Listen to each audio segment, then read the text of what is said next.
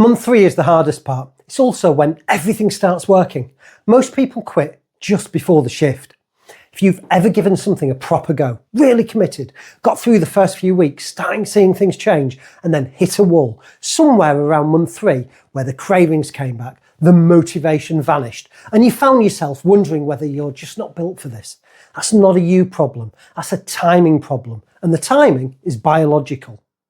I've been through it more than once, tracked it, got the data. What I'm going to show you in the next few minutes is why month 3 produces a specific physiological response and why that response is the body working, not the body failing. 3 things. First, what actually happens in your body at the 3-month mark, not the motivational explanation, the mechanistic one, because there's a ghrelin recalibration process happening in month 2 to 4 that produces exactly the symptoms everyone diagnoses as willpower failure. Second, the night that showed me this in real time. 4 hours of sleep during the rhythm reset, everything fell apart. But looking back at the data, the timing was precise. It wasn't random collapse. It was a predictable biological response to the conditions. And third, what the other side of month 3 actually looked like. Because 5.5 hours sleep, 3 days later, body held together when it had no right to. It's not a story about willpower, that's a story about a system that had started to recalibrate. Right, the myth. The myth is this: if you're truly committed and your reasons are strong enough, cravings don't come back. Willpower is a muscle. You build it up, you maintain it, and if you're serious, really serious, you stay disciplined through month 3, the same way you stayed disciplined through week 1. I believed that completely. Not in a vague sort of way, I believed it for decades. I ran a business for 18 years, long days, deadline pressures, the lot. And I had a Maggie Thatcher view of sleep and self-control. 4 hours is enough. You can sleep when you're dead. Discipline is discipline. If you want it badly enough, you push through.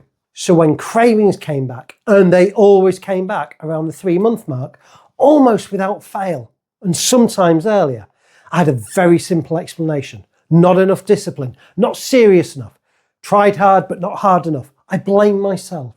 Every time. Sean Stevenson, sleep researcher, did years of work on this, found that sleep deprivation reduces leptin and overactivates the amygdala, specifically the part of the brain associated with motivation to eat.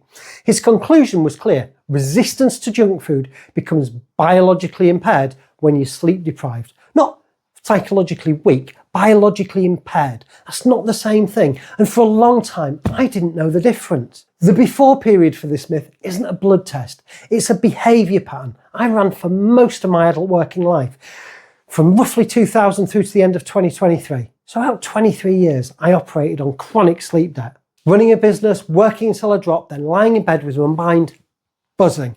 Not prioritising sleep, not understanding what it was costing me. The weight trajectory tells part of the story. Boxing Day 23, I was 18 stone. That's the peak. But the more revealing pattern is what happened every time I tried to change something. I'd start well, 2-3 weeks in, something would shift. Then somewhere around the 8 to 12 week mark, I'd fall apart. Not dramatically, not all at once. The cravings would come back. Energy would dip. Decision making would start fraying. And I'd reach for whatever was to hand. Crisps, chocolate, something fast. My old explanation, I just wasn't disciplined enough at that point. Work got busy. Stress went up. I lost focus. And here's the thing, that explanation felt true because the timing was always similar. Stress, then craving collapse. I assumed the stress caused the loss of discipline. What I didn't understand was what the stress was actually doing physiologically, the sleepless nights that came with it, the cortisol elevation, what that meant for ghrelin and leptin, the hunger hormones, and what it did to my capacity to choose differently. I thought it was a character problem. It was a biology problem. Same timing, completely different explanation. A 2015 Clemson University review, and this one properly stopped me, found that sleep deprivation puts people at greater risk of, and I'm quoting directly here, succumbing to impulsive desires, poor attentional capacity, and compromised decision making. They tested this in smoking cessation studies too. People trying to quit, harder to quit on poor sleep. Every behaviour change attempt runs uphill when you're sleep deprived. 23 years of behaviour change attempts, most of them on chronic sleep debt. Interesting that. October 2025, I was 60 days into the rhythm reset, a structured 70-day tracking period. I'd set myself. Daily logs, glucose, ketones, energy, mood, sleep, food, window movement, all of it. Day 4 was a Thursday. Work stress in the afternoon, fiddly project. I reached for crisps without really noticing. Noticed what I was doing in real time. Frustration, masquerading as hunger, stress eating, the pattern right there, and carried on anyway. I logged it as data, not failure. That was the 16th of October. Awareness in the moment, but the biology doing what the biology does. Day 5, Friday, the 17th of October. I had 4 hours of sleep. 4 hours, energy dropped to 6 out of 10. Everything got harder. Chris happened again. Second day running. Not because I hadn't tracked my food, not because I wasn't motivated, because 4 hours of sleep spikes ghrelin, the hunger hormone, and drops leptin, the signal that tells your brain you're full. Brain gets scrambled messages, thinks you're starving when you're not. Cravings intensify, decision-making weakens. That's not weakness, that's physiology. The penny had been dropping for a while before that. Walking, I do most of my thinking on walks. Listening to Matthew Walker, reading around sleep science, starting to understand that what I'd been calling a discipline problem was actually a sleep debt problem, wearing a discipline costume. Couldn't tell you the exact moment, more like a slow accumulation of evidence pointing the same direction. The change was understanding what was actually happening, not eliminating the problem. Sleep is still something I work on. It's not fixed once and done, but understanding the mechanism, knowing that when cravings hit at month 3, it's not a referendum on my character, it's a predictable biological response to accumulated stress and poor sleep. And that changes what you do about it. Day 5 of the rhythm reset, cravings, 4 hours sleep, energy 6 out of 10. Day 11, 23rd of October, 5.5 hours sleep. Should have been dragging by noon, wasn't. My energy held steady all day. Weight holding at 13.7. Fasting window maintained. Walked out at 7:15 that morning. It was October rain. Proper Yorkshire drenched. 1 hour. Came home soaking. My trainers were squelching. But weirdly, I felt alive.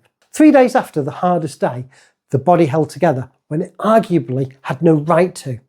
That's not a willpower story. That's a metabolic flexibility story.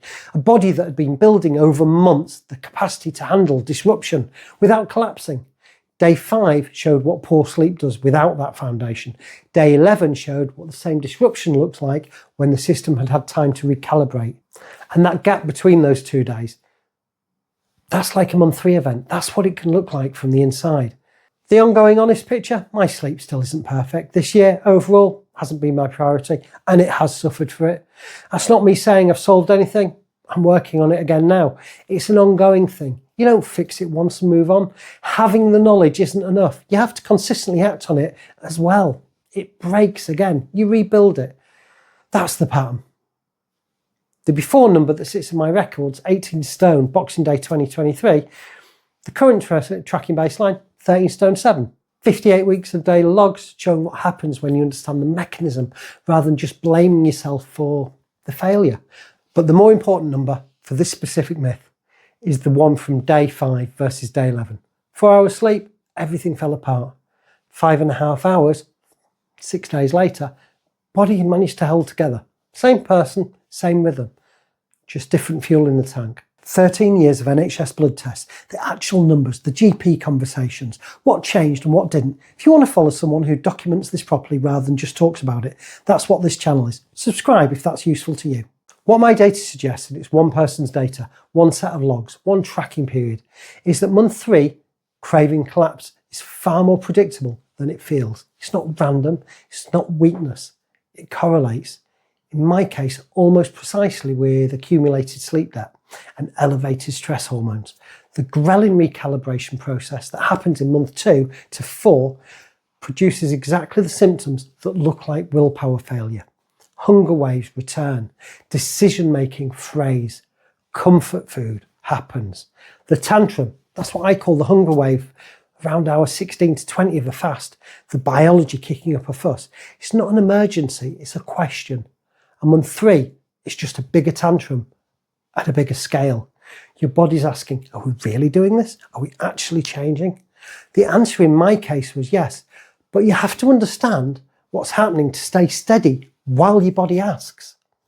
This doesn't mean sleep problems are the only explanation for month 3 struggle, and it certainly doesn't mean that everyone hitting a wall at 3 months has a sleep issue. Stress, biology, life circumstances, genuine motivation challenges, these are real. The conventional advice about building consistent habits, managing triggers, finding accountability, that's not wrong. It just doesn't address the physiological layer underneath it.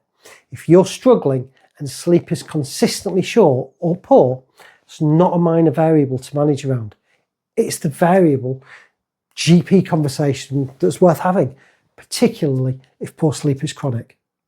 If you're watching this before the crisis conversation, before any diagnosis, before any medication, just noticing that you keep getting to week 10 or 12 of a new habit and falling apart, this pattern matters for you specifically. It's not a character thing. It might be a sleep debt thing that's been building for years. The biology is the same whether you're on medication or not. Knowing the mechanism doesn't make the cravings disappear, but it does change what you do next. You stop diagnosing yourself as someone who lacks discipline. And that's a much more useful starting point. If you're on any medication that affects sleep, certain blood pressure medications, antidepressants, some antihistamines, the sleep conversation is definitely one to have with your GP before experimenting with anything. And if cravings or disordered eating patterns are genuinely something you're struggling with, that too is a GP conversation, not something to manage alone with a tracking ad. If this pattern resonates, the month 3 wall, the craving collapse that felt like a personal failure, there's a free guide in the description that walks through the sleep fasting connection in more detail. The link's in the description. This is educational content, it's not medical advice. Never stop or change medication without your GP supervision.